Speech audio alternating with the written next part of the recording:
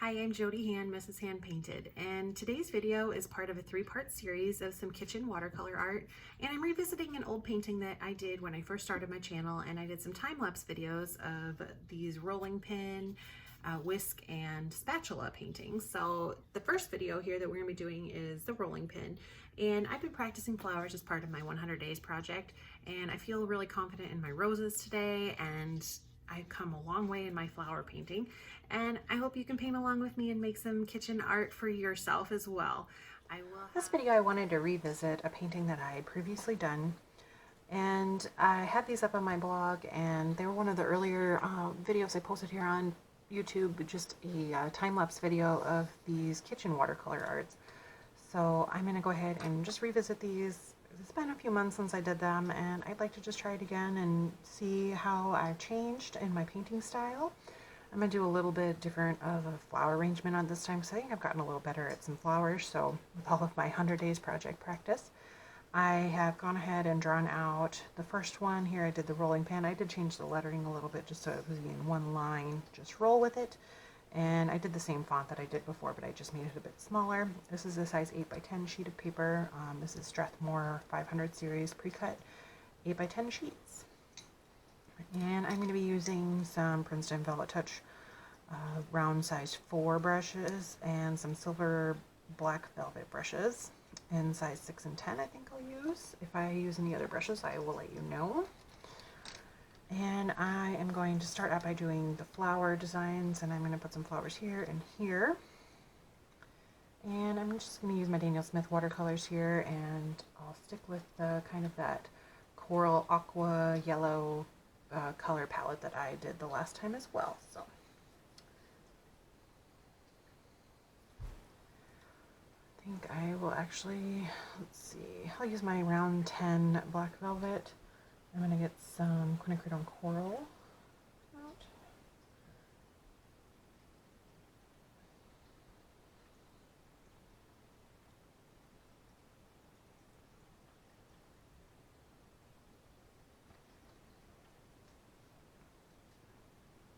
Alright, and I'm going to start by doing a loose rose right here, so very light pressure, and I'm just going to go around with C-shaped strokes around the center.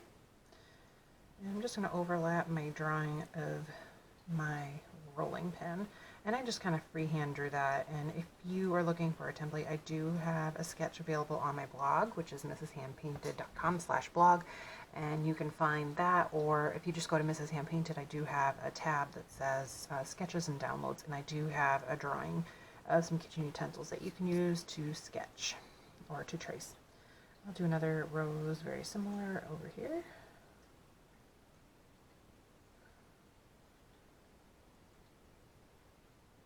I'm trying not to hold my brush too tightly. One of the tricks I found with doing these loose roses is to kind of just hold your brush up a little bit higher, not down close to the bristles, and try to have a really light hand when you do this.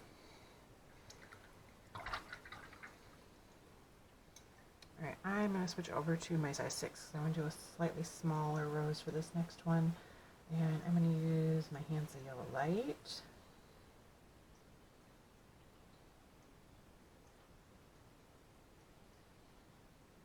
And I think I'm just going to add just a teeny bit of that coral in there, just kind of make it more of an orangey yellow.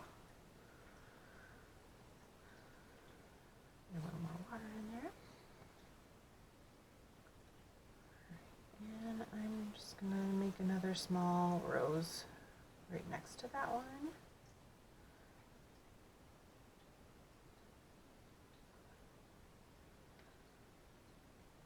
And do the same down here.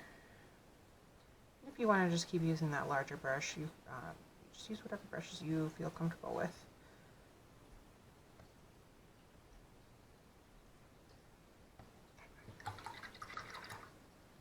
Alright, I'm going to continue on with that same 6, and I'm going to get some Phthalo Turquoise.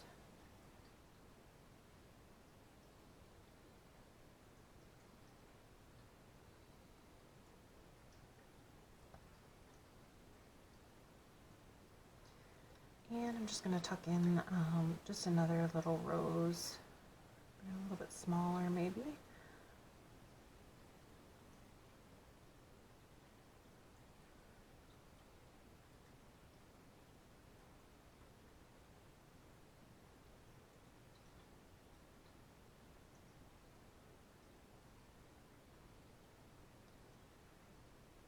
Another one right there.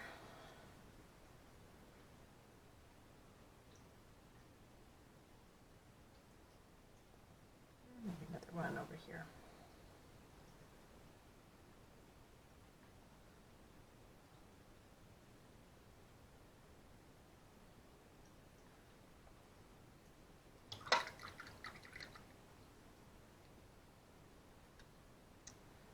Alright, now I can add in a little bit of my foliage, and I feel more comfortable making that with my Princeton Velvetouch brushes, these synthetic brushes. I wanted to change the color of the greenery that I used this last time. So I did do, I believe, sap green, or just, I used my Mission Gold colors when I did this the last time. I am actually going to, let's see, I'm curious what kind of a green I get if I mix my turquoise with that yellow.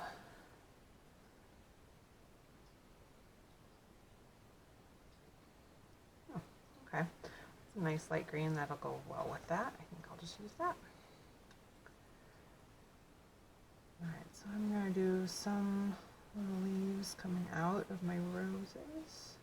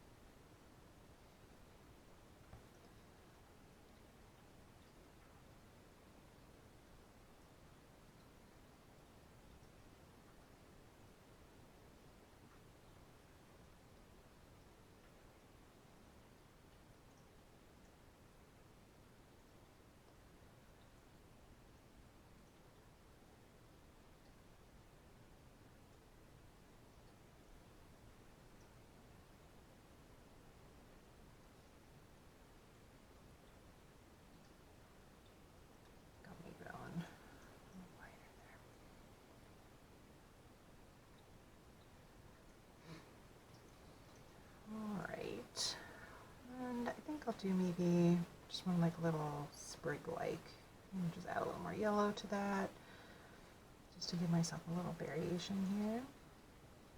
I'll just do some little leaf sprigs coming out of there.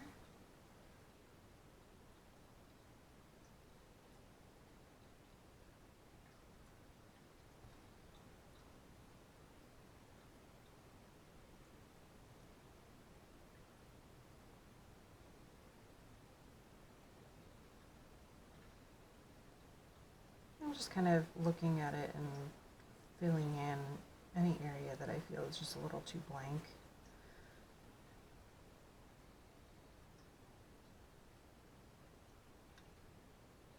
I'm just trying to even it out a little bit.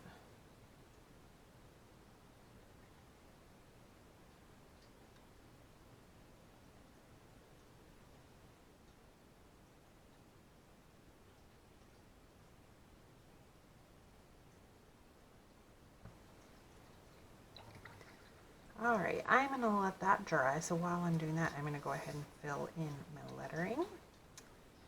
And I'm going to use that turquoise color, so I just want to get a little bit more so that I get a little bit of a stronger, less diluted color.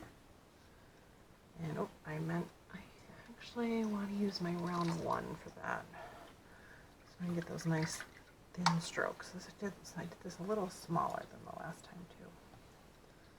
Alright, so I said on so many of my videos now that because my freehand brush lettering is not as nice as I would like it to be, that I will often print off a favorite font off of my computer, and just in my Microsoft Word, and I type up what I want, and then I print it off, and then I use my light pad to trace it onto my paper, and then I just go over it with the pencil that I traced.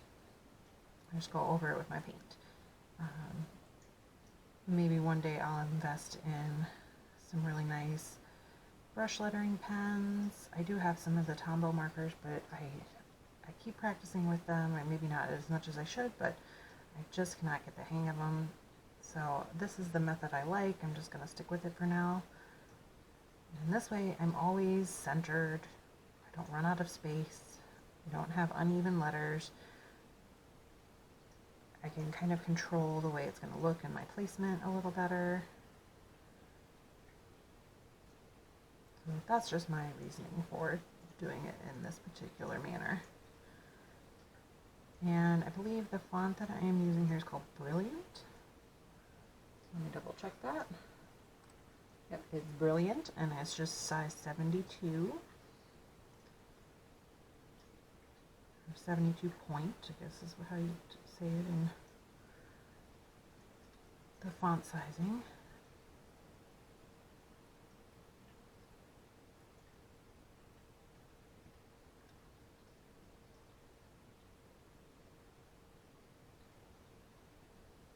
Just go back over that first letter. It was a little light compared to the other ones as it was starting to dry.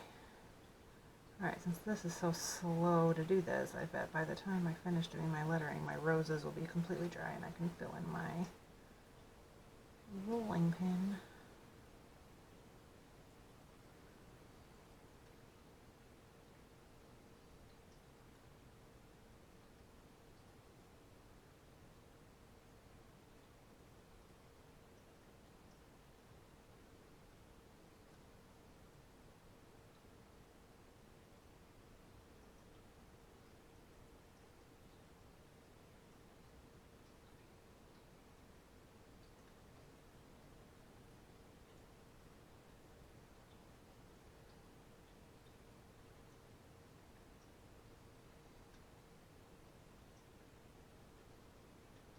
Alright, just roll with it.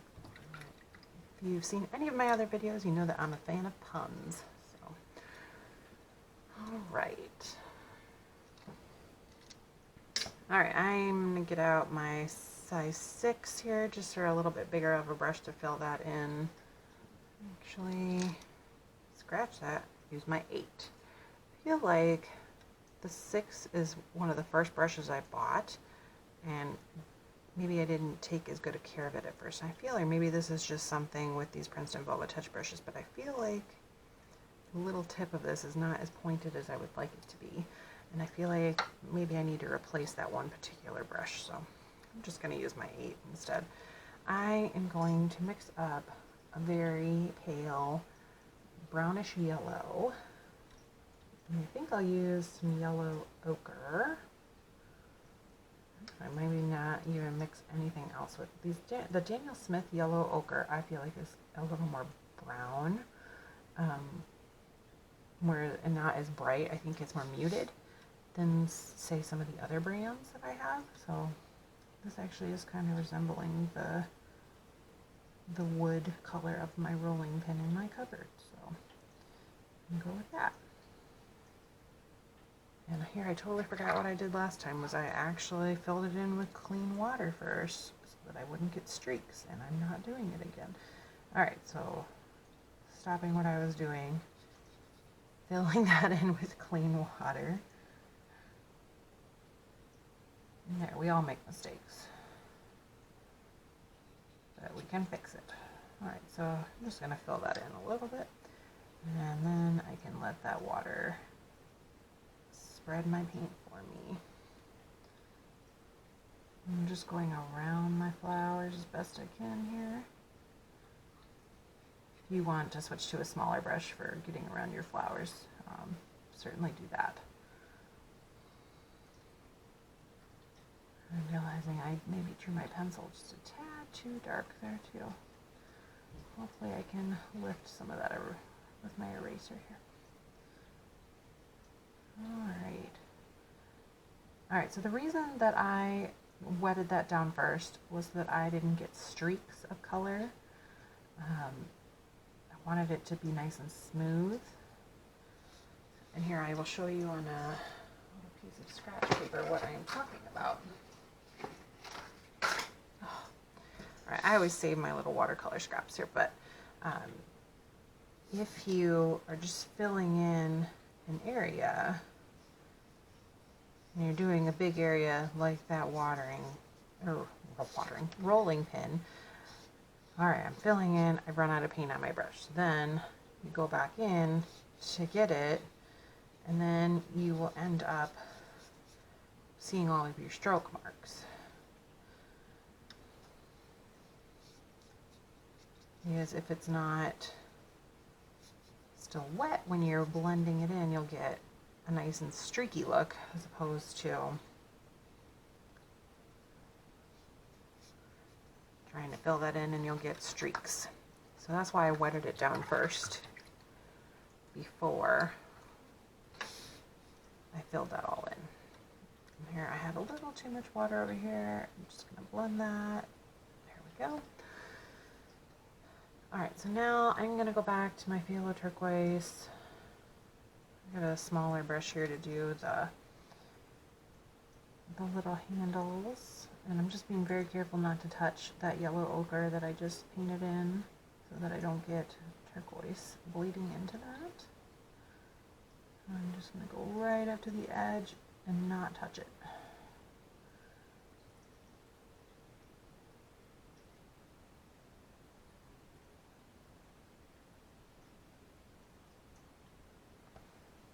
Okay, here, now that this is dry over here, you can really see the streaks that have developed in there after that dries. So that is why we pre-wet that.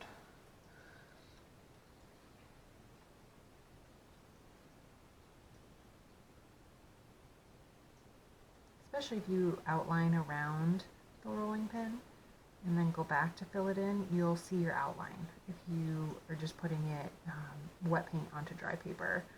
So getting that wet first will help blend that paint out so that you don't end up with that streaky look, or you'll see your outline. Like even on a small area like this, if you're just filling in with a solid wash, oftentimes it is best to just wet the area first.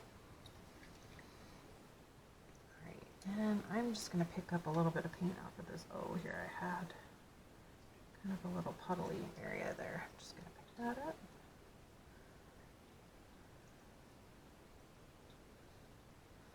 Okay, so I did that a little bit different than I did last time. I feel like I've improved with my flowers and I'm really happy with how that turned out. This will make a really nice addition to your kitchen. And I have 2 more videos I'll be working on here, one with a whisk and a spatula. So make sure you check all 3 out in this little series and have fun making your own art for your kitchen.